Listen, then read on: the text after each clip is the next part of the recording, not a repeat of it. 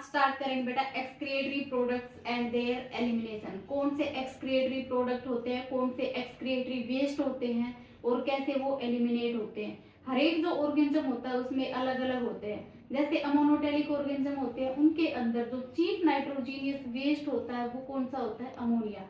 Ammonia क्या होता है, अमोनिया हाईली टॉक्सिक होता है। हमारे अंदर क्या होता है, जो यूरियोटेलिक होते हैं उनमें क्या होगा, यूरिया। जो यूरिकोटेलिक होंगे उनमें क्या होगा, chief nitrogenous waste uric acid. तो जो अमोनिया होता है, अमोनिया को हमें रिमूव करने के लिए रिक्वायरमेंट पानी की ज्यादा होगी या कम होगी। तो अमोनिया हाईली टॉक्सिक होता है, तो वाटर की रिक्वायरमेंट यहाँ पे सबसे ज्यादा होती है। सबसे ज्यादा कहाँ होती है, मोनोटेलिक में। यूरियोटेलिक में मॉडरेट होती है, यूरिकोटेलिक में बहुत कम अमाउंट में वाटर की रिक्वायरमेंट होती है। उसके बाद है टॉक्सिसिटी। तो अमोनिया जो होता है, अमोनिया बहुत ज्यादा टॉक्सिक होता है, अमोनिया हाईली टॉक्सिक होता है। यूरियोटेलिक मॉडरेट होते हैं, यूरिकोटेलिक सबसे कम टॉक्सिक होते हैं। उसके बाद है energy requirement. Energy requirement, energy की जरूरत सबसे ज्यादा किसको होगी, तो जो अमोनोटेलिक होते हैं, अमोनोटेलिक को एनर्जी की रिक्वायरमेंट सबसे कम होती है। जो यूरियोटेलिक होते हैं, यूरियोटेलिक में मॉडरेट अमाउंट में एनर्जी की रिक्वायरमेंट होती है। जो यूरिकोटेलिक होते हैं, यूरिकोटेलिक में सबसे ज्यादा एनर्जी की रिक्वायरमेंट होती है। उसके बाद है कि ये बनते कहाँ पे है, कहाँ फॉर्म हो रहे हैं, फॉर्मेशन कहाँ हो रही है इनकी।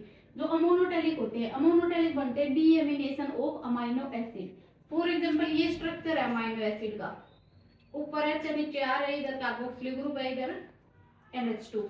तो अगर इस NH2 को हम यहाँ से रिमूव कर देंगे तो क्या हो जाएगा, डीएमिनेशन हो जाएगा। अगर इसको रिमूव कर देंगे तो क्या हो जाएगा, डीएमिनेशन हो जाएगा। उसके बाद है कि जो यूरियोटेलिक होते हैं ये कहाँ पे बनते हैं, लीवर में। यूरिया कहाँ पे बनता है, लीवर में। और कहाँ कहाँ पे होते हैं, ऑर्निथिन साइकिल, यूरिया साइकिल और क्रेब साइकिल। यूरिकोटेलिक होते हैं वो किससे बनते हैं, प्यूरिन से। प्यूरिन कौन कौन से होते हैं, हमारे गुआनिन और एडेनिन। ठीक है। उसके बाद ये किस में मिलते हैं, ये किस में मिलते हैं और ये किस में मिलते हैं। तो जो अमोनोटेलिक होते हैं, अमोनोटेलिक वाटर की रिक्वायरमेंट बहुत ज्यादा होती है उनको। तो जो एक्वेटिक एनिमल्स होते हैं हमारे वहां पे, उनमें अमोनोटेलिक होता है। यूरियोटेलिक मैमल्स में, फ्रॉग में और शार्क में। Uricotelic birds, reptiles, land snails और इंसेक्ट्स। इनका जो एक्सक्रिएटरी वेस्ट होता है उसको बोलते हैं पैलेट। जो एक्सक्रिएटरी वेस्ट होता है उनको क्या बोलते हैं, जो पैलेट। तो जो अमोनोटेलिक में क्या है, chief nitrogenous waste ammonia. Ureotelic में क्या है, यूरिया। यूरिकोटेलिक में क्या है, यूरिक एसिड। वाटर की रिक्वायरमेंट सबसे ज्यादा होगी, क्यों, अमोनिया हाईली टॉक्सिक होता है। वाटर की रिक्वायरमेंट मॉडरेट होगी, इसमें सबसे कम होगी। एनर्जी की रिक्वायरमेंट सबसे कम मोनोटेलिक में, मॉडरेट यूरियोटेलिक में और सबसे ज्यादा यूरिकोटेलिक में। ये कहाँ बनते हैं, जब डीएमिनेशन हो जाता है अमाइनो एसिड का। ये अमाइनो एसिड का स्ट्रक्चर अगर हम यहाँ से इसको रिमूव कर देंगे NH2 तो क्या हो जाएगा, डीएमिनेशन हो जाएगा लीवर में प्यूरिन से। प्यूरिन कौन कौन से होते हैं, हमारे ग्वानिन और एडेनिन। एग्जाम्पल ये किस में मिलेंगे, वाटर की रिक्वायरमेंट सबसे ज्यादा है तो एक्वेटिक एनिमल्स में। यूरियोटेलिक हमारे अंदर, फ्रॉग के अंदर, शार्क के अंदर। और uricotelic birds, reptiles, land snails और इंसेक्ट्स में। और इनका जो एक्सक्रिएटरी वेस्ट होता है उसको क्या बोलते हैं, पैलेट बोलते हैं। ठीक है। उसके बाद है बेटा एनिमल किंगडम में कौन कौन से एक्सक्रिएटरी ऑर्गन्स होते हैं। तो सबसे पहले क्या आता है, पोरीफेरा। पोरीफेरा के पास ऐसे कोई स्पेसिफिक ऑर्गन नहीं होते हैं। पोरीफेरा में कहाँ से हो रहा है एक्सक्रिएशन, जनरल बॉडी सरफेस से। कैसे होता है, जनरल बॉडी सरफेस। उसके बाद है सिलेंट्रेटा। सिलेंट्रेटा में भी कोई स्पेसिफिक ऑर्गन नहीं होते हैं एक्सक्रिएशन के लिए, उसमें भी किससे होता है, general body surface. Ctenophora general body surface. Platyhelminthes, platyhelminthes में आते हैं फ्लेम सेल्स। प्लेटिहेल्मिंथस में एक्सक्रिएटरी ऑर्गन्स क्या होते हैं, फ्लेम सेल्स होते हैं। एसके हेल्मिंथस में रिनेट सेल्स। एसके हेल्मिंथस में क्या होते हैं बेटा, रिनेट सेल्स। उसके बाद एनिलिडा। एनिलिडा में नेफ्रिडिया होते हैं। नेफ्रिडिया होते हैं, उसके अलग अलग टाइप होते हैं, इंटेगुमेंट्री, फेरेंजियल, सेप्टल्स। कौन कौन से होते हैं, इंटेगुमेंट्री, फेरेंजियल और सेप्टल। किस में होते हैं ये, एनिलिडा में। किसके पार्ट है, नेफ्रिडिया के। आर्थ्रोपोडा लार्जेस्ट फाइलम होता है, लार्जेस्ट। इसमें क्या होता है, क्रस्टेशियंस। क्रस्टेशियंस जो होते हैं उनमें ग्रीन ग्लैंड होती है और एंटीना। क्रस्टेशियंस जो होते हैं उनके अंदर ग्रीन ग्लैंड और एंटीना होते हैं। इंसेक्टा के अंदर मालफिजियन ट्यूब्यूल्स होते हैं और स्पाइडर्स और स्कॉर्पियंस में क्या होते हैं, coxal glands.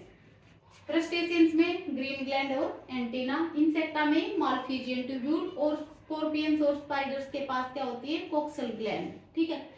Porifera general body surface, ctenophora general body surface, coelenterata general body surface, platyhelminthes flame cells, aschelminthes renette cells, annelida nephridia कौन कौन से, इंटेगोमेट्री फेरेंजियल सेप्टल।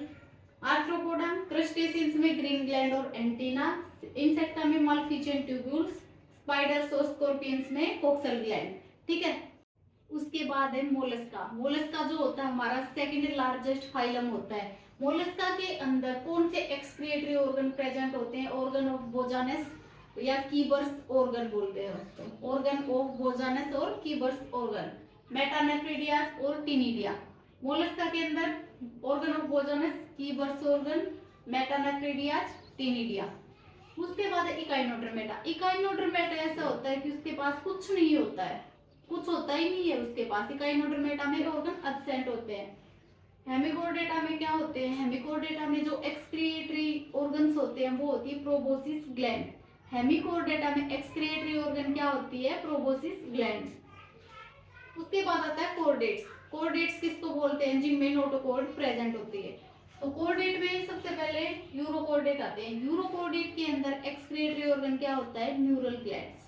यूरोकोर्डेट में क्या होते हैं, न्यूरल ग्लैंड। सिफेलोकोर्डेट्स में सोलेनोसाइट्स, साइक्लोस्टोम्स में प्रोनेफ्रिक किडनी।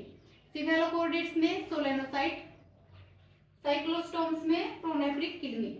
उसके बाद जो फिशिज और एम्फीबियंस होते हैं, जो मछलियां होती है हमारी और जो एम्फीबियन होते हैं, उनके अंदर क्या होता है, उनके अंदर होता है mesonephric kidney.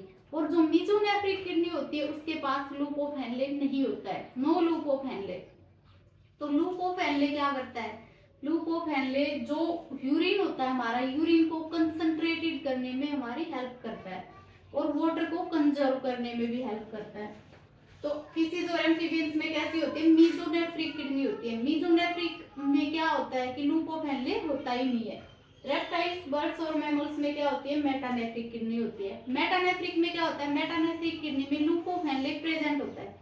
Loop of Henle क्या करेगा, लूप ऑफ हेनले जो यूरिन है उसको कंसंट्रेटेड करने में हेल्प करेगा और वाटर को कंजर्व करने में हेल्प करेगा। ठीक है। मोलस्का में ऑर्गन ऑफ बोजानस या कीबर्स ऑर्गन, मेटानेफ्रिडिया, टिनिडिया। इकाइनोडर्मेटा जो होता है, इकाइनोडर्मेटा के अंदर एक्सक्रिएटरी ऑर्गन एब्सेंट होते हैं, होते ही नहीं है। हेमिकोर्डेट्स में प्रोबोसिस ग्लैंड होती है। कोर्डेट में, यूरोकोर्डेट में न्यूरल ग्लैंड होती है। सिफेलोकोर्डेट में सोलेनोसाइट्स और साइक्लोस्टोम्स में प्रोनेफ्रिक किडनी। फिशिज और एम्फीबियंस में मीजोनेफ्रिक। मीजोनेफ्रिक में क्या फर्क होता है, उसमें लूप ऑफ हेनले नहीं होता है।